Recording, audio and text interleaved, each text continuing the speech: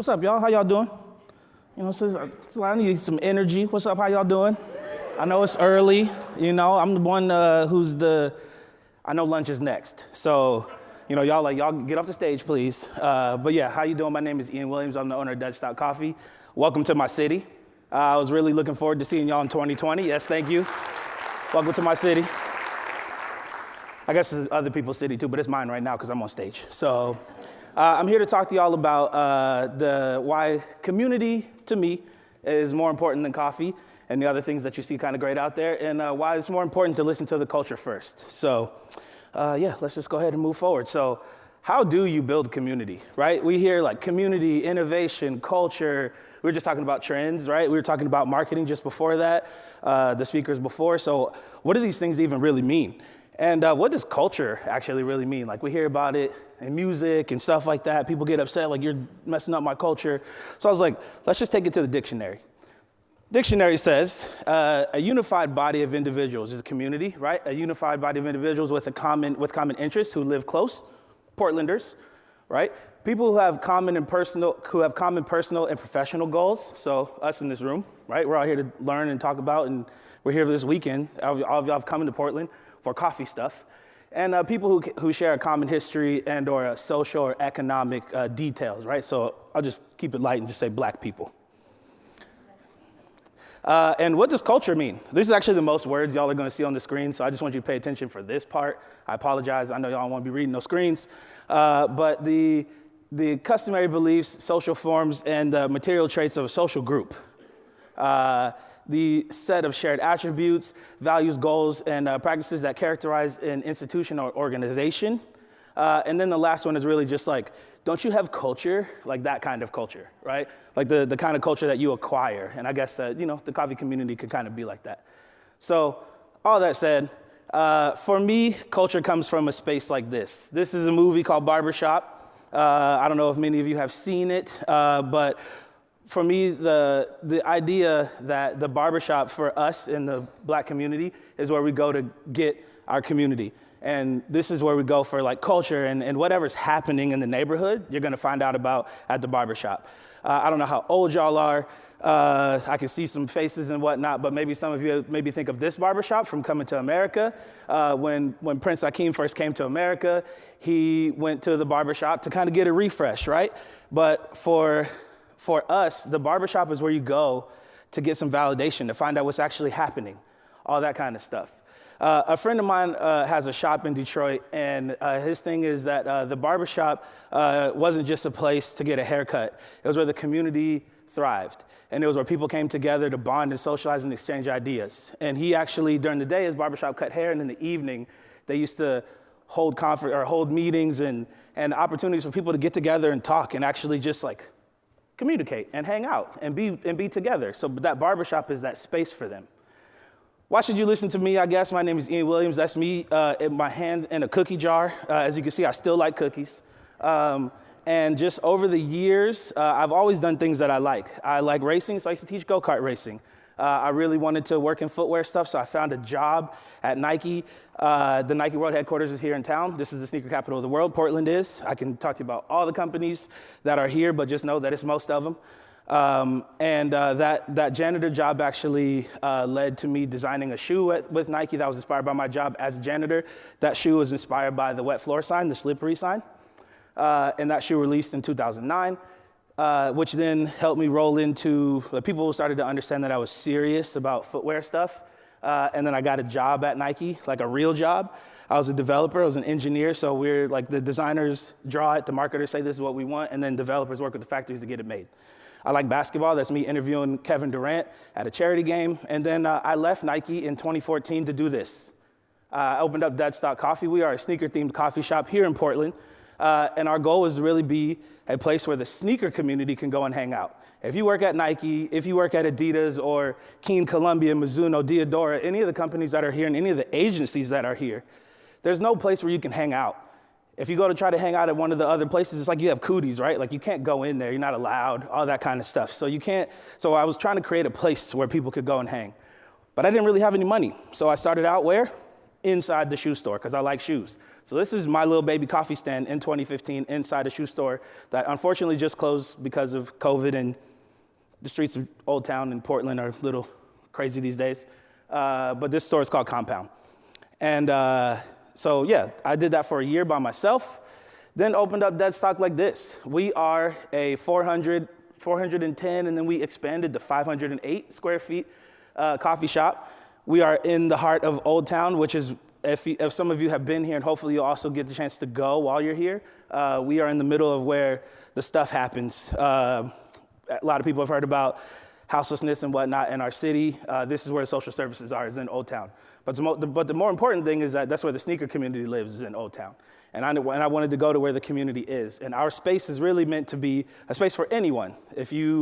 All of us can obsess about anything. Our first motto was to make the coffee snob and the sneaker homie friends over love of premium things. And so like, I spend a lot of money on one pair of shoes. Let's say I spend $300 on a pair of shoes. That's a lot. Don't get it twisted. That's a lot of money. But if you drink coffee every single day, even if it's just drip and you tip your barista or whoever's serving the coffee, that's about $300. At the end of the day, I keep my sneakers. Where does your coffee go? So don't clown me, you know what I'm saying? Leave me alone.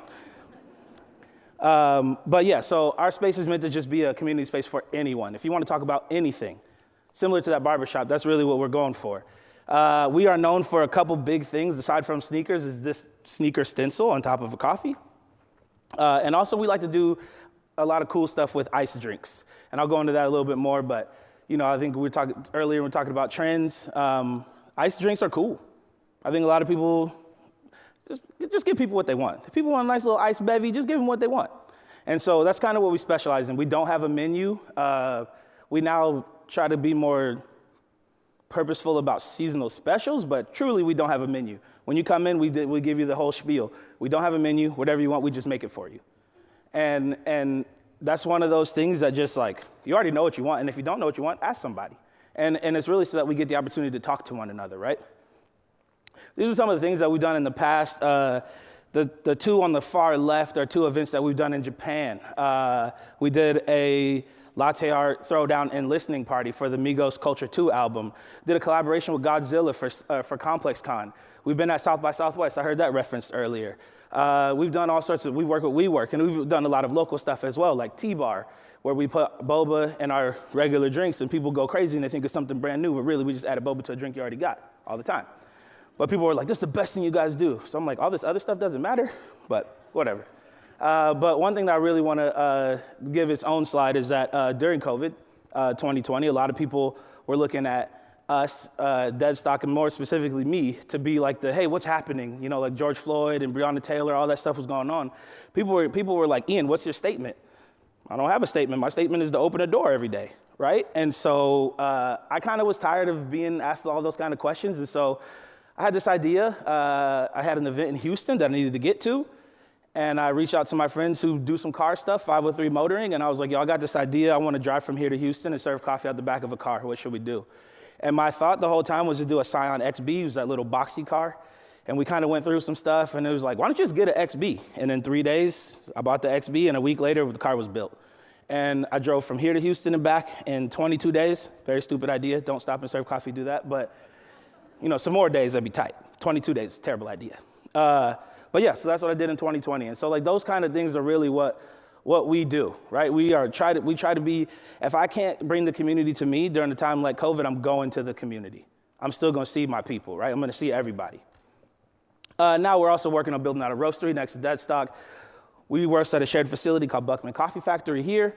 Very, very, very thankful for Buckman. Started roasting in 2018, yeah, just ready for our own space. And it's an opportunity for us to grow and also just create in our own zone. So that's why y'all should listen to me. Now let's actually get to work. I am gonna do, I'm gonna take some notes on this. I see y'all got some pads out and whatnot. So the first thing, I'm gonna give y'all the keys to your own shop. And let's use shop not necessarily literally, like you're gonna open a shop. Maybe some of you are shop owners. Some of you just work for groups and things like that. Just think of a shop as a space. And I'm not really gonna give them to you. I want you to be able to use these notes to set it up for yourself, right? So the first thing is, what do you like? What inspires you? What makes you happy? Not what does somebody else want for you to be doing. It's okay to do something based off of what someone else wants, but what do you want? It's your money, it's your time, it's your group, it's your team that you're building, right? So what do you want? What do you deserve, right? And what inspires you? For me, it's that barbershop. This is actually my old barbershop, Champion's Barbershop, and I say that the guy with the yellow circle on his shirt, I don't even know if he was getting a haircut. I think he was just there to talk, and clearly looked like he needed to get a haircut, just like myself. But that's what I see, right? When I think of community, like, what I wanted was community. When I was trying to get into Nike, I was at the barbershop, talking to people, trying to meet people, telling people what I want to do. When I finally got into Nike, I was at the barbershop, got to get a haircut for my first day. When I quit Nike, I was at the barbershop, and I let everybody know, hey man, I'm gonna try this thing. And when I have things like speeches, fortunately a little bit busy this one, y'all don't look at me right now, I usually go to the barbershop, don't judge me right now. And then the second thing is the sneaker boutique. This is a store called Index, which is unfortunately closed at the moment because they're going through a beautiful renovation right now. But Index and other sneaker boutiques is where I feel comfortable. That's where my community is. That's where the sneaker community is, right? So what do you like? What inspires you? And then when I started to think about, okay, what do I want for coffee? My friend Terrence, one of the owners of Index, was like, well, have you been to CC yet? And I was like, what is CC? He's like, bro, it's a motorcycle coffee shop. Half motorcycle shop, half coffee. You got to look at what some other people are doing before you move on to do your own thing, right? And so I had the opportunity to go to CC, was going to spend about 10, 15 minutes there, and ended up staying there for 3 hours.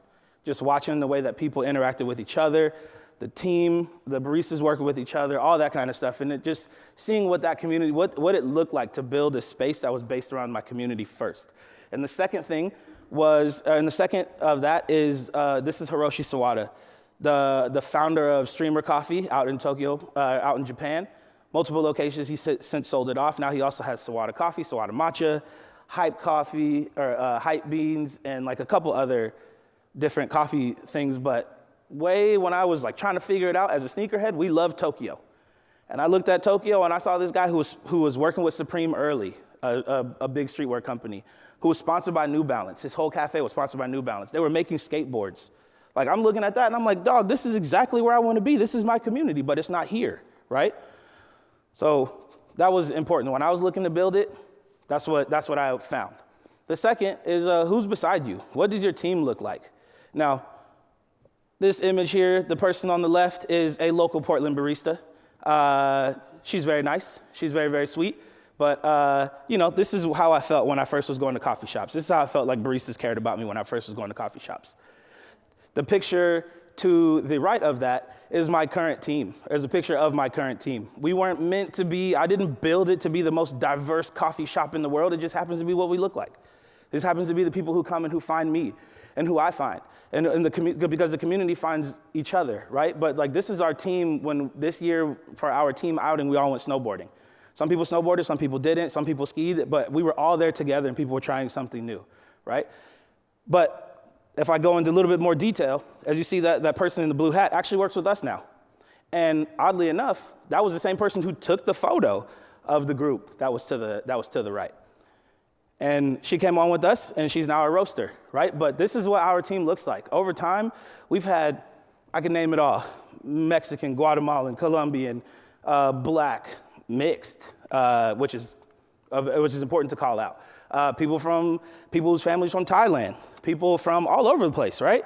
People from Turkey, from Africa. We've had so many, India. We've had, like, our team has been super diverse, but it's not because I'm like, where's the blacks at? Like, they just come and find us, right? Like, everybody comes and finds us because this is our community.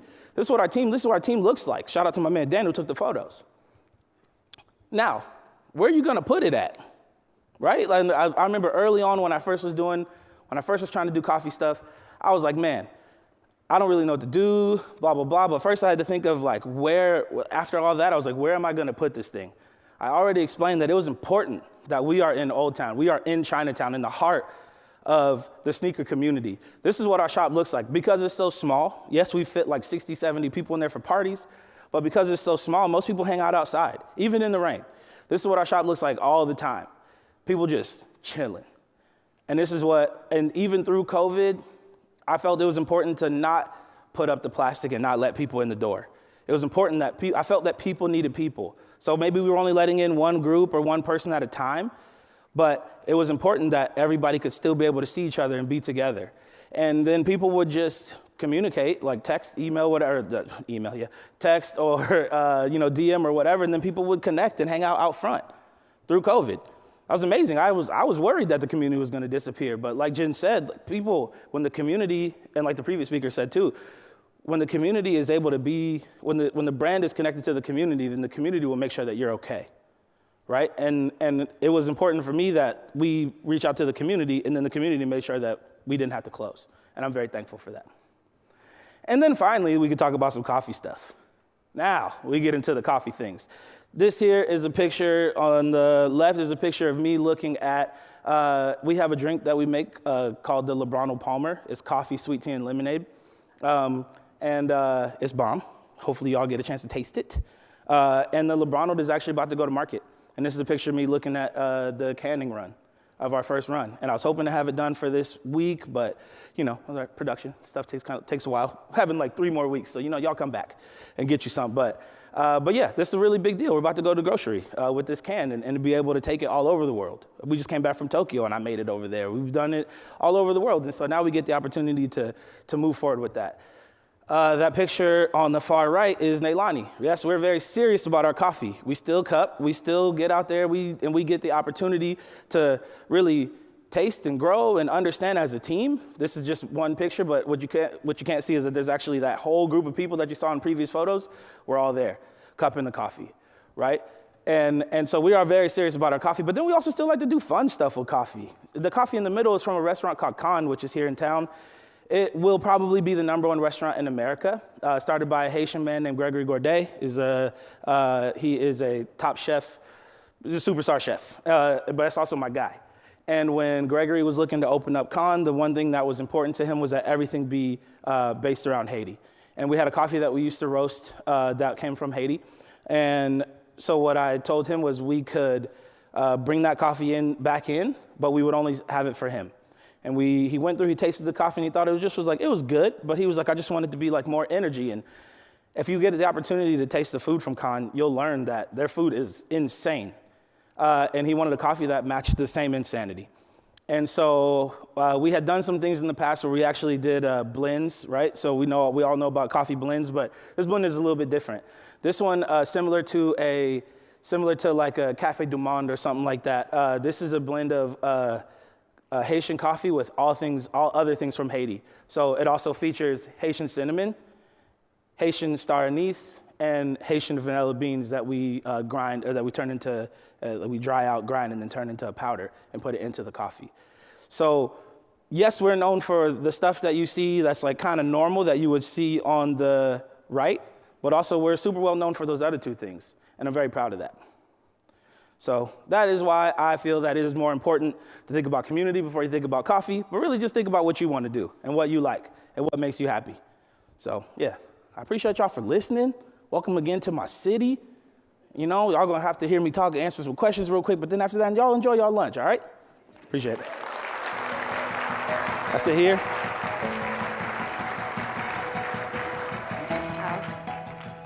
I'm gonna give this back before I lose it. Oh, I thank you. Yeah. I have the habit of sort of leaving it in odd places and then need to go track it down. What is the weirdest, not the weirdest, sorry, that's the wrong framing, right? But what is the most unusual beverage order? If anybody can come in and order anything, is there anything that's sort of come out and you're just like, wow, that was really left field? Yeah, I don't know. I mean, I think so it's always within the parameters of like what we have, right? Like I can't just make anything, but a lot of times, people will come in and they're just like, give me something weird. And one time I had done like a soy sauce and orgeat latte. Oh. Yeah, and it was bomb. Let's not get it twisted. Your boy is good at this. You know what I'm saying? I might be cool, I might do some fun stuff, but I'm good at this. But it was that was pretty cool. I've also made some disgusting stuff. Yeah. I mean, if you're just kind of going for it, but that's the uncertainty thing, right? And yeah, for sure. You're gonna have some wins, and you're gonna have some things that maybe don't turn out. For the longest time, I tried to mix coffee and Kool-Aid, and it just no. I figured it out eventually. I'm not gonna tell you how, but for a long time, it just kept tasting like Robitussin. It was disgusting. No. Yeah. I want to talk to you a little bit about space and sort of how you construct a space where people feel comfortable. Because the thing I also really love about this idea of not having a menu and what you're doing there is that you're creating that uncertainty that we sort of talked about at the very beginning of the day. And that kind of puts people already in this interesting space emotionally. But then I know you've also done some interesting things with the physical space as well. Yeah. Yes. To be completely honest, the way that we got to the no menu part was when I first opened the shop. I started the stand in 2015. I opened the shop, like the physical location, in 2016.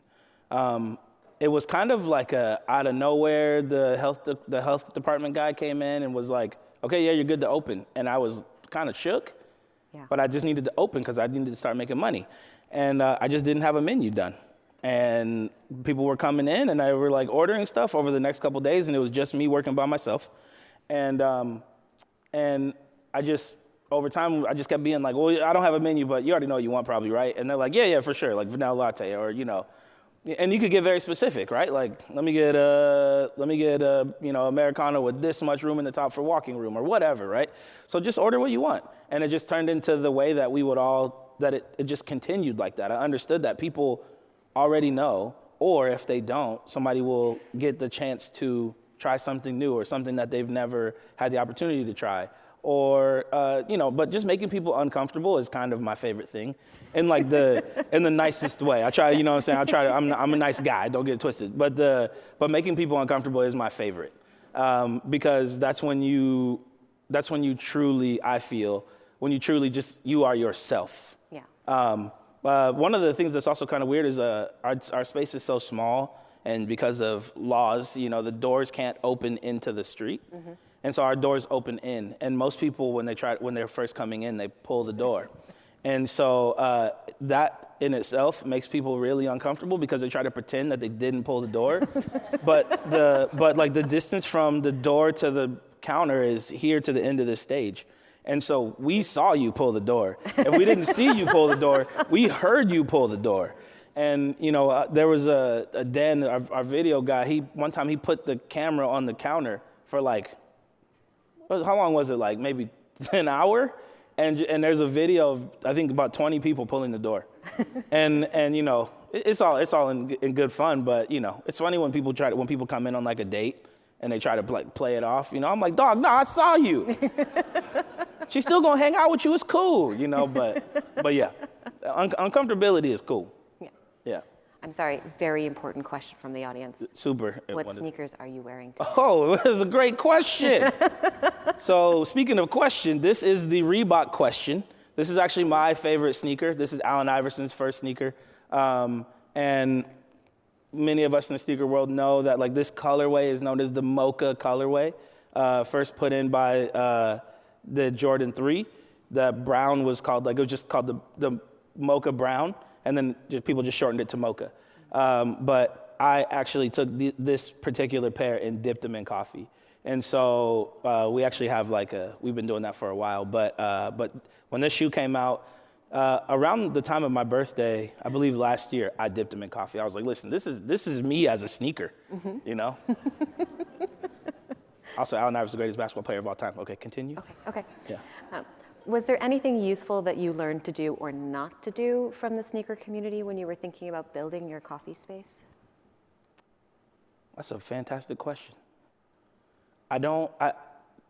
Was there anything useful that I learned to do? I mean, I think one of the things was just knowing that people who are collectors of things or who like whatever it is, you're always going to be specific about the thing.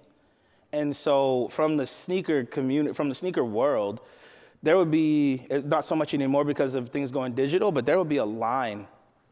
There would be lines at sneaker stores that would be, we would camp out, right? Like, it's crazy, but let's say 4 or 5 shoes released on the same day.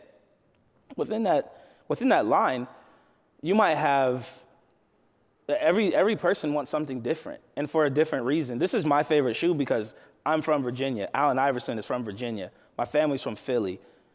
He played for the Sixers, which is in Philly, right? So for me, this sneaker is important to me. But a lot of people might look at this shoe and be like, the shoe's ugly. right? And so giving people what they want or giving people the opportunity to have what they want is something that I think I learned from sneakers that I brought into coffee. It's just like whatever you want is cool. Or even if maybe you've only had it one way and it's, you know, you want to try something different, like it's just like it's a great opportunity. So did that answer the question? Yeah, I think Okay, so. cool. All right. Did that answer the question, y'all? I apologize if I didn't. No, I think it did. And I think too, I want to come back to this idea of community because you're referencing sort of building a business around a community that's in a very specific geographic location with very specific interests. But I know that for several of the people in the room, I'm sure they're working with communities that are maybe a little bit less geographically central. Sort of, do you have any maybe even from the sneaker world, but sort of how do you work around building a community when you can't all be present in the same space? Yeah. I don't, the best answer I have is, I don't know. Like, you got to figure it out when in your space, whatever it is that you're going to be doing. Yeah. But when people come into the shop, they think that the shop is so much larger because of our presence in other people's minds and their perception. When they come in, they're like, this is it? I'm like, yeah, well, just sit here for a second, and then maybe you'll see that it's bigger than these walls, right? Yeah. But ask me the question one more time, because I had something that was like profound, but I can't remember now.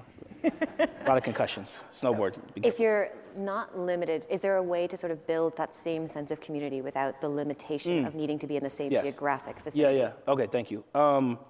The one thing I will say, similar to that barbershop, right? That barbershop idea, and I forgot to mention it earlier, was that coffee shops are actually a pulse in the community. Right, depending on, like, some people will say, like, oh, Starbucks is the most diverse coffee company, or all that stuff. Well, yeah, because people know about Starbucks, right? So they go there because it's comfortable. They go there because they've seen it, they've been there, they know whatever, right? But for me, I just learned to understand that, like, based off of where your cafe is, like literally where it's placed, you're gonna be, that community is gonna happen. Right, so, you know, maybe you want to be a more high-end, you know, talk about the bars that you pull your espresso at, and this and that, and like, you know, the ties and leather vests and all that kind of stuff. Sure, no problem. Once your space is built, the community will find you, right? But you also have to understand what is the community around you. There was one day I was trying to go home, and I used to live, like, I don't know, like kind of off of Halsey out here, and I was trying to go home it was blocked off. I couldn't get home, and police tape for I think like a 12-block radius. Clearly, there had been something serious that had happened, and I couldn't figure it out. I was on my phone trying to figure out what was happening. All I wanted to do was go home. It was like 12 o'clock at night, and I finally made it. Like, I went all the way around. It took me like an extra 20 minutes to go a couple blocks. The next morning, I went to go get coffee at a local shop, and I found out all the information at the coffee shop because everybody at the coffee shop was collaborating on information. People would be like, oh man, did you see the streets were blocked off last night? And then somebody would say, yeah, I was walking my dog at this time and I heard this. And then somebody would say, well, actually, I was here and I saw this, right? And so the coffee shop is where that community is where the community it gathers, right? So as long as it's up to you to foster whatever that space, how you want to foster that space, but just know that the community is around you, and depending on what you want, you know, to cater it, however you want to cater it, then that's up to you as well. Our spaces, if we were only serving sneakerheads, we would be in trouble, right? There's not that many, and they got to go to work, right? So Nike's in Beaverton, that's not very close. Adidas is off of Greeley, that's not close to us. So if we were only there for sneakerheads, we would be in trouble. We're there for the community. It just happens to be that our community that I want to lean toward, we're sneakers.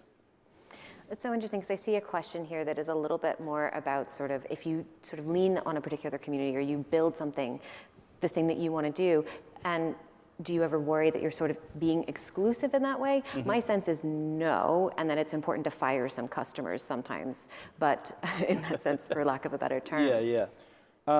Yeah, sometimes we are. I mean, no, I feel like I don't want to be an exclusive place. And so we try to make it as people-based as possible. For years and years, people only knew us as like the sneaker coffee shop. And we were seen as a gimmick. And that was when I really started to get tight about like, what is our coffee expression? And I will honestly say, and then we also opened up another cafe, not under the Deadstock name, but we partnered on another cafe. And I will say that everything got diluted. And we started that shop wanted to be like Deadstock. My business partner was like, it just felt really close. And Deadstock is its own thing. And so, I wanted to make sure that I preserve that. And, his cafe is the cafe is still open. They serve our coffee, all that stuff. The homies still hang out over there. So I'm not mad, right? Yeah. I'm not trying to like diss nobody. I'm just saying like, for me personally, I wanted to protect Deadstock. Yeah. But what I started to understand was when trying to build and grow and do what we felt was right for like everyone, we lost our fire. Yeah. We lost our drive, we lost our energy, and we were not as connected to the community as we used to be. And when we finally split from there, I remember that first staff meeting, everybody was like, cool, it's a good thing you're back, because man, it's kind of whack around here, and we just started to build it, or started to rebuild it and work on it. And so I'm definitely thankful for that. But sometimes I don't want to be exclusive, but sometimes you got to protect your zone. A lot of young people out here saying protect your energy, and really we got to protect our space. And our space needs to be one that is known for being community-based. No matter what you look like, think about, like to eat, people you talk to, whatever. It should be about everybody. And that's honestly when I will tell somebody they need to go. Yeah. That's when we will become an exclusive space. When you're tripping, you got to dip. Yeah. So, yeah. Thank you. Yeah. Somebody is asking if you could elaborate on the term snob-free. Yeah, that's a term we haven't used in a while, but it's definitely in our lineage, in our history. A lot of coffee people are very snobby and are very like, this and that and this and that. Like, man, why don't you just come in and get what you want, and we can we'll most likely make it for you, and it's probably gonna be bomb, and it's probably gonna be the fastest you've received said coffee. But yeah, I mean, we just no anger. Like, just get rid of the hate. And it's cool when people come in and they get an espresso and they get it in the, for here, and they get it in the, espresso cup with a little side of seltzer, and they take a sip, and they're just already like, y'all playing hip hop and it's loud and everybody's in here high-fiving and having a good time, and I think this place is gonna suck already. And they taste it and they're like, oh, hold on a second. And I'm like making a latte and I'm looking at them like, yeah, you thought you was gonna hate this. Mm-hmm. But it's not, but it's actually great. So, and sometimes it's not tight. Sometimes it's not what you want, but most of the time it's tight. We have a question here. Oh no, it's disappeared. Yep. But I think they were referencing your previous RICO talk where you talked about maybe 500 coffee shops in Portland at the time, and just maybe trying to get a sense of how the landscape has shifted here since then. Yeah, I don't actually know the amount of cafes that are still open, and 500 was a loose number, but it was kind of true. So I don't know what it looks like now, but I will say that there's some giants that are struggling, and that worries me. And it also, in a weird way, it also excites me to know that the industry is shifting. Mm-hmm. And I think that the giants that are having a hard time, and even the smaller cafes that are having a hard time, are some of those exclusive feeling brands. And so it's cool to see that people are, all those other cafes are gravitating to, the people are gravitating towards the ones that are actually connected to them. And some of them even just did like some rebrands, right? Like, was it Portland Coffee Roasters? Or, like they switched their name, and it was like a slight shift, but they changed the brand and like they slightly changed the name, and they kind of look like a new company now. Right, and so, and it just like it's been cool to watch the community and to hear, like, people come to me all the time like, I want to open a cafe or this or that, and I'm like, first of all, do you like your money? Because if you don't, then don't do this. But or if you don't, go ahead, open up. But just to know that the industry is shifting, and that people are listening to what people want. And that people are listening to, and that the cafe owners and the companies are just listening to the community. So I don't know what number we're at now, but I'm happy to still be one of them. And on that thought, I think we are going to end today's session. Yeah, y'all go ahead and eat some lunch. Thank you so much for being here, Thank Ian. you. It's a pleasure to have you. Appreciate y'all.